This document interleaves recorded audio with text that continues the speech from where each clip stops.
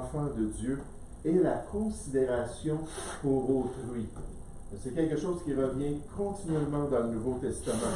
La considération pour autrui, mais en particulier son intérêt pour les autres chrétiens. Son intérêt pour ceux qui ont mis leur foi en Jésus-Christ. Ces autres personnes qui, comme lui, ont compris l'Évangile, ont compris l'œuvre que Jésus a accomplie sur la croix du Calvaire et se sont tournés vers lui. En fait, ils sont devenus de nouvelles créatures en Jésus-Christ. La Bible nous dit effectivement que si quelqu'un est en Christ, là ici, ça ne parle pas de quelqu'un qui est fâché, d'accord? Moi, là, en tant que Québécois, quand je lisais ça au début de mon salut, je pensais toujours, « Hein? Qu'est-ce que ça veut dire qu'on se met en colère? » Non, non, non, non. Ça, c'est l'expression québécoise. Si quelqu'un est en Jésus, puis qu'il a passé par Jésus, puis il est rentré dans cette relation de salut en Jésus-Christ, il est une nouvelle créature. Les choses anciennes, toutes potentiellement, sont passées. Voici, toutes choses sont devenues nouvelles. Et cette personne délivrée de la colère à venir est très importante pour notre Dieu. En fait, d'après les Écritures, elle fait partie maintenant de la maisonnée de Dieu, de la famille de Dieu. Et à cause de cela, Dieu porte un intérêt particulier pour cette personne-là. Et à la lumière de ça, nous, en tant que chrétiens, on devrait le faire de même. On devrait voir l'importance d'avoir de l'amour et du respect pour les enfants de Dieu, à cause qu'ils font partie de la famille de Dieu. Ce matin, j'aimerais qu'on puisse examiner un passage ensemble qui nous instruit concernant l'amour fraternel, qui nous instruit concernant cette responsabilité-là d'arrêter de regarder notre nombril, d'arrêter d'être égocentrique, et de considérer l'importance des autres autour de nous, et surtout l'importance de ceux qui connaissent le Seigneur. J'aimerais vous inviter à chercher la première épître de Paul aux Thessaloniciens. La première épître de Paul aux Thessaloniciens, au chapitre 4.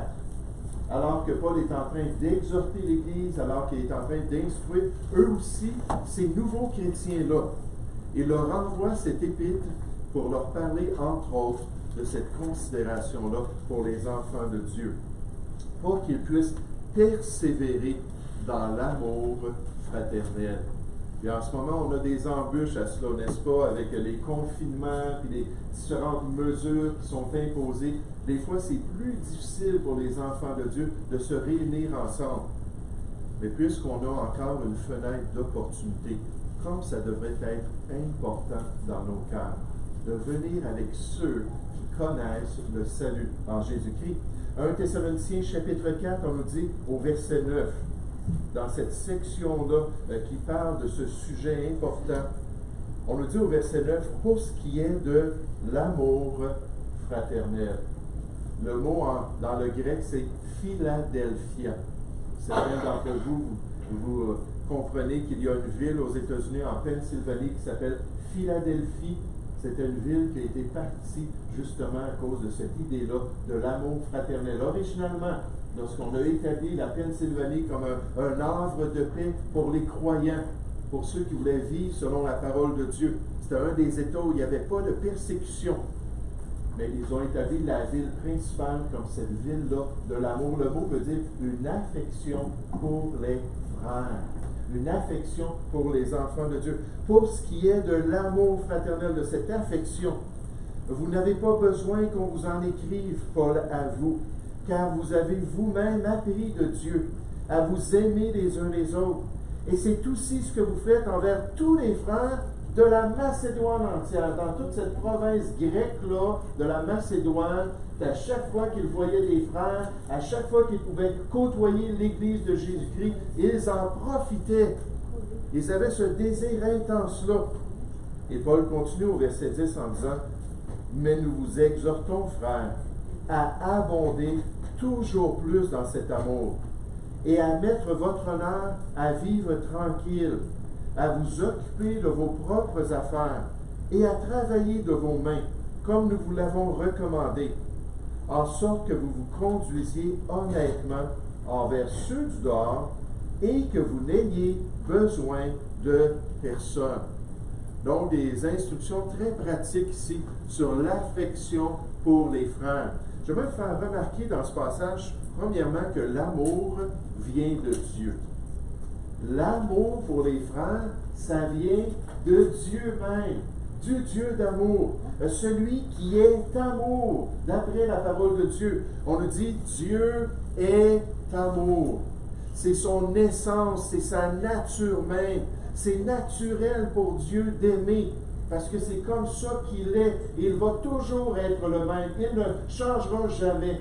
Jamais après des millénaires dans la gloire, un jour, est-ce que Dieu va devenir méchant? Est-ce que Dieu va devenir un tyran? Est-ce que Dieu va devenir une personne là, redoutable? Non, il va toujours être amour, parce que c'est sa nature. Et à la lumière de cela, plus on est proche de Dieu, plus on le laisse nous influencer et déteindre sur nous, plus on lui permet de nous changer à son image, plus on va avoir de l'amour pour les frères. Ça va être quelque chose que Dieu va développer, qui va devenir naturel, qui va nous permettre de grandir dans ses voies. Les Écritures affirment, bien-aimés, aimons-nous les uns les autres. C'est une responsabilité en tant que chrétien, car l'amour est de Dieu. Et quiconque aime est né de Dieu. On est né de Dieu par la foi en Jésus-Christ. Galates 3, verset 26, on devient un fils de Dieu, un enfant de Dieu, lorsqu'on met notre foi en Jésus-Christ. Mais donc, celui qui aime les chrétiens, c'est quelqu'un qui est lui-même chrétien, et non seulement cela, dans sa marche quotidienne, et qui connaît Dieu. Là, on spécifie, celui qui n'aime pas n'a pas connu Dieu, car Dieu est amour. On nous dit que si on peut seulement le côtoyer, si on peut seulement être proche de lui, il va nous aider et nous permettre d'aimer les enfants de Dieu. Après plus de 30 ans dans le ministère, je peux vous dire que ce n'est pas toujours facile. On a des personnalités différentes, on a des perspectives différentes. Des fois, on a des expériences qui sont différentes. Et là, il faut vraiment que ce soit l'amour qui vient de Dieu, parce qu'humainement parlant, des fois, on perd l'intérêt, on se refroidit, on le voit ça régulièrement. Quand on faisait des portes, on aimait ça avant les confinements, avant toute la crise sanitaire, aller cogner aux portes. On n'est pas témoin de Jéhovah, mais on cognait aux portes, on disait, est-ce que vous aimeriez avoir une Bible? Est-ce que vous aimeriez qu'on vous explique comment avoir la paix avec Dieu? Très gentiment. Et c'était surprenant, on le fait ça partout au Québec, même au Saguenay. S'il y a un endroit qui était plus religieux, c'était le Saguenay. Puis la plupart des gens nous permettaient d'expliquer l'Évangile. Puis après ça, ils disaient, ben, OK, c'est tout. Oui, je vais prendre ton dépliant, ou non, je ne le veux pas, ou oui, je vais prendre ta Bible, mais je ne veux pas que tu reviennes me voir. Puis peu importe où on a fait ça, on avait une belle réception et une belle opportunité. Dieu veut que tous les hommes soient sauvés et que tous les hommes parviennent à la connaissance de la vérité. Donc, ce n'était pas assez de me limiter à mon voisin. Ce n'était pas assez de me limiter à mes contacts personnels. On allait, comme dans le Nouveau Testament, voir de purs étrangers. On a eu un ministère dans les parcs aussi, où on descendait dans les parcs, on parlait aux gens dans les parcs, on leur offrait la documentation, toutes sortes d'avenues pour permettre aux gens d'entendre l'Évangile de Dieu. Mais pourquoi? Parce que Dieu désire que l'homme soit sauvé. Et ça nous amène à cette poussée de cœur-là pour aller partager l'Évangile de Dieu. Mais ici, dans notre passage qu'on voit ce matin, c'est qu'envers ceux qui ont cru dans le Seigneur, il faut qu'ils aient une place particulière dans notre cœur. En côtoyant Dieu, Dieu va nous permettre d'accomplir ça. Regardez au verset 9. On nous dit, pour ce qui est de l'amour fraternel, Paul dit, je vais m'arrêter là-dessus. Je vais souligner cette réalité-là, l'affection entre les chrétiens. Pour ce qui est de l'amour fraternel, vous n'avez pas besoin qu'on vous en écrive. Paul connaissait assez ces chrétiens-là, il avait assez entendu parler de la réputation de cette Église-là.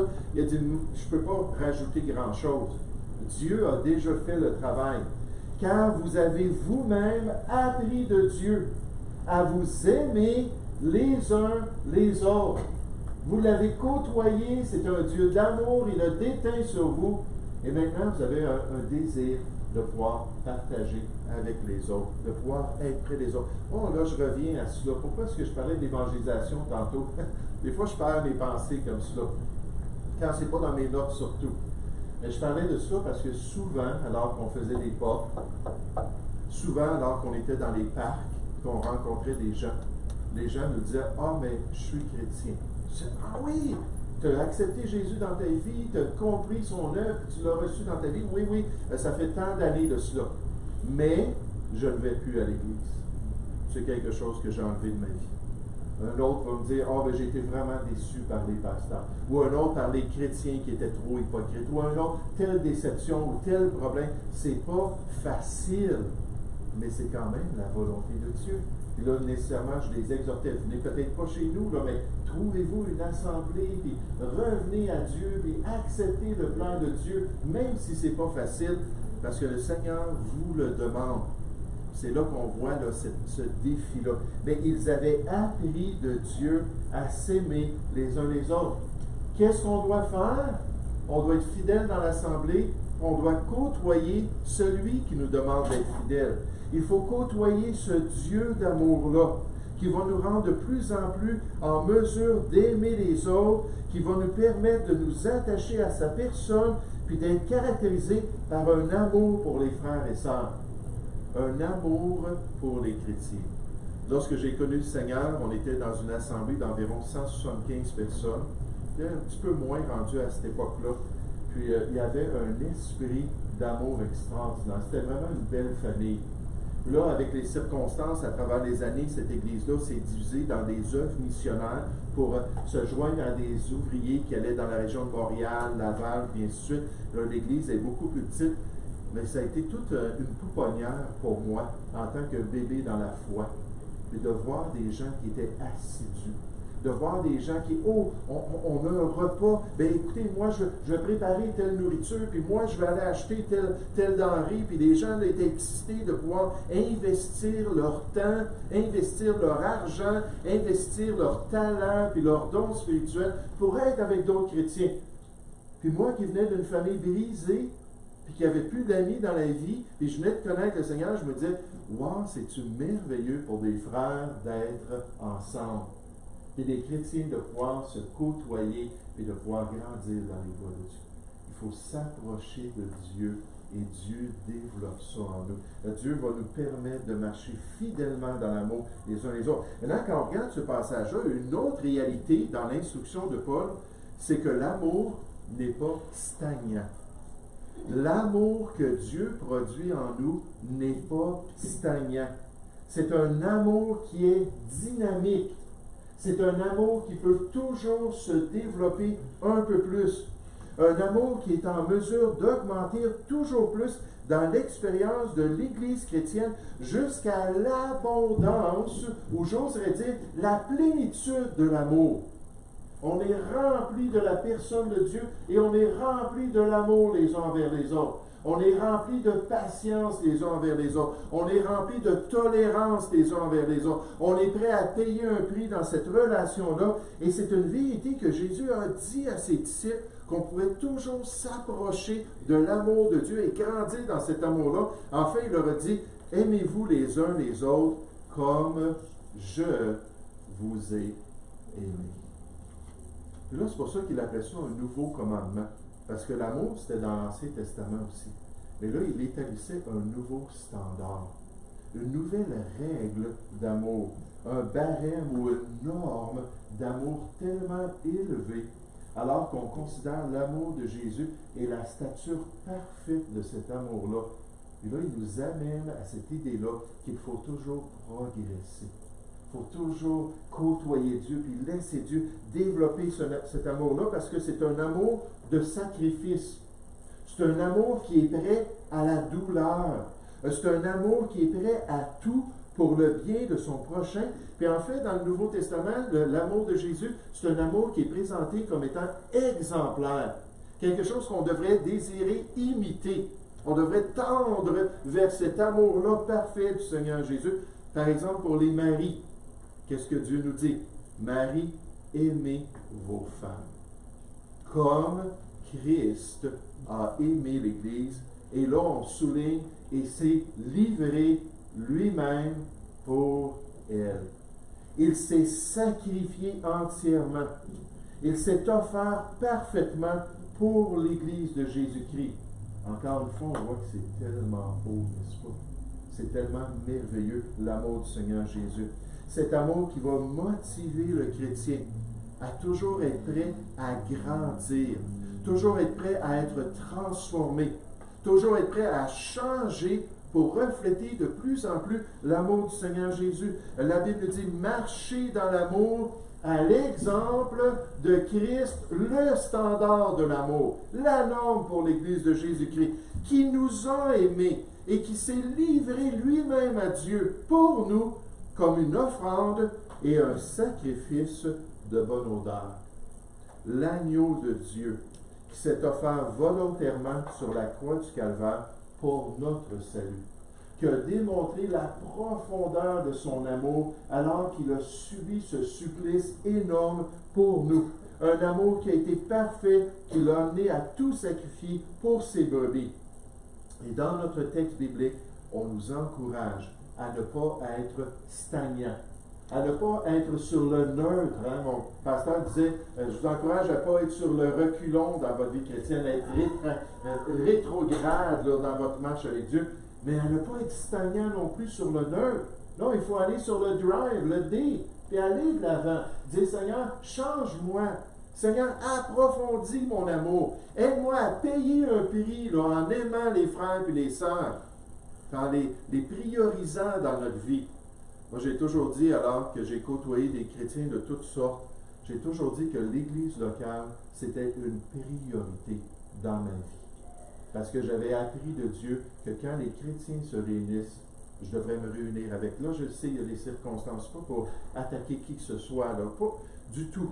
Mais pour moi, c'était clair que dans ma vie, dans tous les éléments satellites autour de mon cœur, tous les éléments là, qui étaient importants pour moi, que l'Église devait être super importante.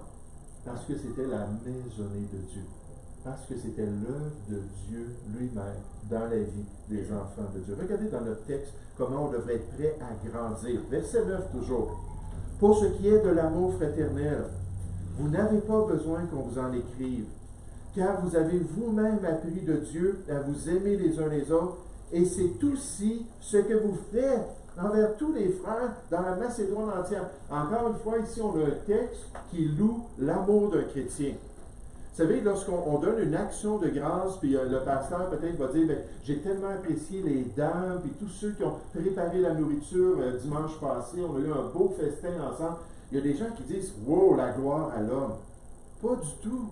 C'est pas pour glorifier l'homme. Je veux dire, merci Seigneur que tu as mis ça dans leur cœur. Merci Seigneur que tu les as utilisés. Et dans les Écritures, il y a des passages où on souligne l'amour des chrétiens. Il n'y a rien de mauvais avec ça. Parce qu'on se tourne vers le Dieu de l'amour et on dit, c'est toi. C'est toi qui es derrière tout ça. Que celui qui se glorifie, qui se réjouit à haute voix, se réjouisse dans le Seigneur. 1 Corinthiens chapitre 1 nous dit ça au verset 10. Mais si on loue ça, il dit, oui, vous le faites, c'est bien, lâchez pas. Mais il dit, n'oubliez pas, le standard est élevé. Il dit, mais nous vous exhortons, nous vous encourageons, nous présentons cette réalité-là, frères, qu'il faut abonder toujours plus dans cet amour. Et nécessairement, si vous connaissez 1 Thessaloniciens chapitre 4, le grand refrain, c'est de progrès en progrès, de mieux en mieux.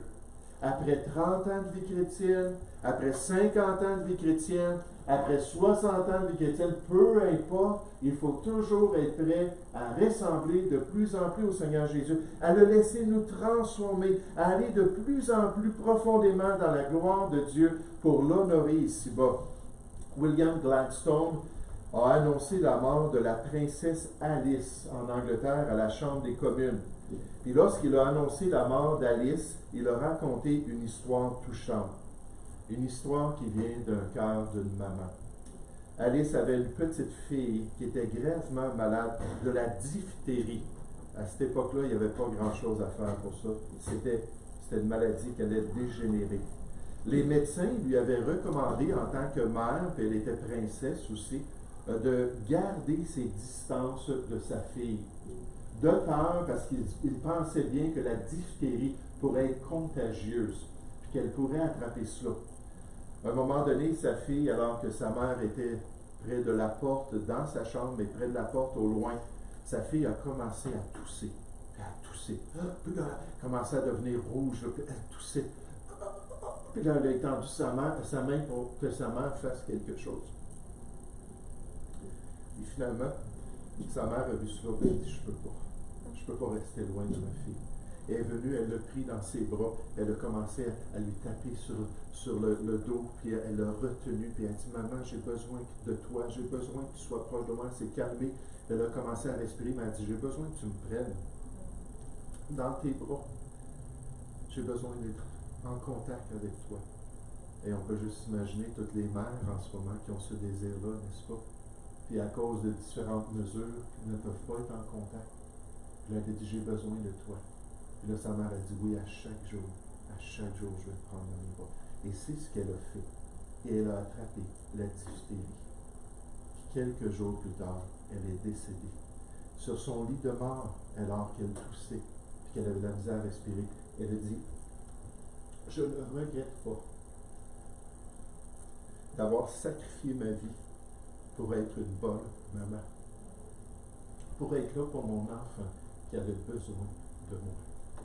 Ça, c'est un exemple, n'est-ce pas? Un exemple de sacrifice dans cet amour-là qu'elle a offert pour son enfant. Mais d'être prêt à grandir. Oh, il faut côtoyer le Dieu d'amour.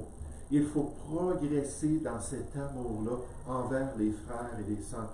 Dans l'éternité, j'aimerais vous dire, on va tellement se réjouir ensemble qu'un jour on a compris l'Évangile. On va tellement se réjouir ensemble qu'un jour on a mis notre foi en Christ. On va tellement se réjouir ensemble qu'on aura investi les uns dans les autres. Mais j'aimerais vous dire, dans l'éternité, ça ne sera pas le temps de dire « j'aurais dû ». J'aurais dû être présent lors des repas. J'aurais dû être présent lorsque mon frère avait besoin de faire peinturer sa maison. J'aurais dû être présent lorsque quelqu'un était à l'hôpital. Puis un enfant de Dieu avait besoin de moi. Donc, cette réalité-là qu'on est prêt à grandir dans notre amour. Oh, regardez dans notre texte, alors qu'on termine cela, ce matin, cette exhortation, cet encouragement. Je demandais à Daniel, je pense qu'il y a eu une erreur. Pourrais-tu aller fermer la porte pour pas qu'on entende les jeunes d'en bas? Mais j'aimerais vous faire remarquer que l'amour de Dieu, c'est un amour pratique. L'amour de Dieu, c'est un amour pratique. L'amour donne concrètement. L'amour sacrifie spécifiquement. L'amour est en mesure de considérer les autres réalistement, alors qu'on regarde des objectifs précis qu'on peut développer dans notre vie pour aider les enfants de Dieu. Juste dans cet exemple-là de la tolérance dans Romains chapitre 14, on nous présente qu'il y a des chrétiens dans les zones grises de la vie chrétienne, des sujets qui ne sont pas abordés, des questions qui ne sont pas clairement dites. Dieu n'aurait pas pu donner des instructions sur toutes choses dans l'histoire. Il y a trop de variantes, il y a trop de réalités. Juste avec la technologie d'aujourd'hui, tout ça, ça n'existait pas dans les temps bibliques. C'est pour ça que Dieu nous a donné des principes. Ces principes-là nous éclairent sur comment agir envers toute chose. Mais envers ces questions-là entre chrétiens, puis des chrétiens qui voulaient manger telle et telle nourriture, d'autres chrétiens qui préféraient manger d'autres nourritures, puis là, ils nous appellent là, à vraiment gérer notre relation à la lumière des autres. Pas moi, là, j'ai mes droits, puis moi, c'est comme ça que je vois ça, puis moi, là, je vais me battre là, pour mes opinions. Pas du tout. Puis il a dit que le chrétien ne doit pas causer par son aliment. L'exemple qu'il a donné en exemple, la nourriture. Il ne doit pas causer par son aliment la perte de celui pour lequel Christ est mort. Donc, je m'aperçois que cette personne-là a certaines opinions. Cette personne-là voit certaines choses d'une certaine manière, puis ce chrétien-là n'est pas du tout d'accord avec ma perspective. Mais je vais faire attention. Je ne parlerai pas. Le chapitre Romains, chapitre 14, commence en disant « Ne discutez pas vos opinions ». Le mot veut dire s'argumenter. « Ah, ben là, moi, je crois là, que le roast beef, c'est bon. Puis on devrait tous manger du roast beef au moins une fois par semaine. Au moins, je crois là, que non, c'est le chou-fleur qui est bon. Puis on devrait manger du chou-fleur dans tous nos repas. » Il y a des choses comme ça, puis arriver avec ça, puis savoir qu'une autre personne ne voit pas ça comme ça, puis là, prendre ça, puis faire de ça un cheval de bataille. Ça, c'est pas l'amour de Dieu. Le passage nous dit, tu ne marches pas dans l'amour de Dieu. si tu agis comme ça. Pour l'amour de Dieu, on doit comprendre où les autres sont. On doit comprendre ce qu'ils croient. On doit comprendre ce qui est important dans leur cœur. Et à la lumière de ça, on doit gérer nos relations avec une grande considération. Pas parce qu'ils ont raison, pas parce qu'ils sont meilleurs, pas parce qu'ils sont plus intelligents ou plus spirituels, parce que ce sont des enfants de Dieu. Il faut faire attention à la manière qu'on traite les autres. C'est ce qu'on voit ici dans notre passage. Mais juste avant, je veux faire remarquer que la Bible nous dit que l'amour ne fait point de mal au prochain. Il y a toutes sortes de manières qu'on peut faire du mal aux enfants de Dieu. Alors, il faut garder les yeux ouverts et s'assurer de ne pas le faire, n'est-ce pas? S'assurer d'agir concrètement, pratiquement, pour être une bénédiction envers les autres. Et à Thessalonique, ce qu'on apprend des deux épîtres, c'est qu'il y avait des chrétiens qui étaient irresponsables. Des chrétiens qui ne voulaient pas s'occuper de leurs choses, ils ne voulaient pas aller gagner leur pain lorsqu'ils pouvaient le faire. Et au contraire, ils venaient, ils essayaient de profiter des chrétiens. Moi, j'ai des textes pendant la semaine, une fois de temps en temps, quelqu'un me dit « Oh, vous êtes un pasteur, vous êtes un chrétien, tout ça, j'ai besoin d'argent. J'ai besoin que vous permettiez à ma famille de quitter tel et tel pays. » Puis là, on dirait que les gens pensent, parce qu'on est chrétien, qu'automatiquement, on est prêt à tout sacrifier, sans regarder les situations et les contextes, puis voir est-ce que c'est la volonté de Dieu. À Thessalonique, c'était exactement le problème. C'est le seul problème majeur qu'on voit dans cette église-là. Qu'il y avait des chrétiens qui étaient paresseux. Qu'il y avait des chrétiens qui ne voulaient pas prendre soin de leurs propres besoins, mais au contraire, qui voulaient prendre les biens d'autrui. Dites-moi, est-ce que c'est de l'amour, ça? Hein? Qu'est-ce que je peux avoir dans la relation? Qu'est-ce que je peux avoir si je vais à l'église? Comment est-ce que je peux dérober les autres? Ça, ce n'est pas du tout le plan de Dieu. Mais au contraire, Dieu nous appelle à penser aux autres. Dans sa description de l'amour, Dieu nous dit « L'amour est patient. Il est plein de bonté, nécessairement envers autrui. » Il ne va pas pour recevoir les choses, il se donne aux autres. L'amour n'est point envieux, il n'est pas jaloux, il n'est pas désireux des biens des autres. L'amour ne se vante point, il ne s'enfle point d'orgueil, il ne fait rien de malhonnête, il ne cherche point son intérêt. C'est pas égocentrique, il ne s'irrite point, il ne soupçonne point le mal, il ne se réjouit point de l'injustice, mais il se réjouit de la vérité. Il excuse tout, il croit tout, il espère tout, il supporte tout. Ça, c'est l'amour de Dieu.